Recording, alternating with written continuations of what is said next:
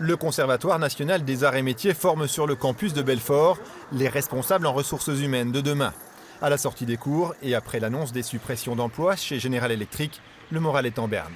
J'aurais été amenée à postuler probablement dans cette entreprise. C'est vrai que c'est dommage et c'est des postes qui sont importants et nombreux pour cette société. C'est un groupe où j'aurais pu m'intéresser pour postuler à la fin de mes études en domaine administratif RH.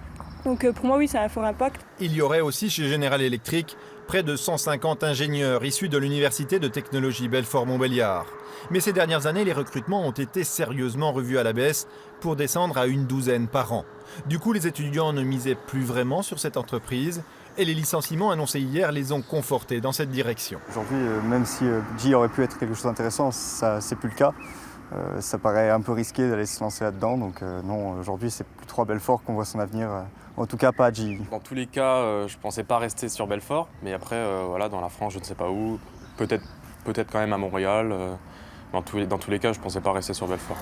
Même s'il n'existe pas de contrat engageant l'entreprise à embaucher d'anciens élèves de l'UTBM, les deux structures entretiennent depuis des années un partenariat concernant les travaux de recherche des étudiants.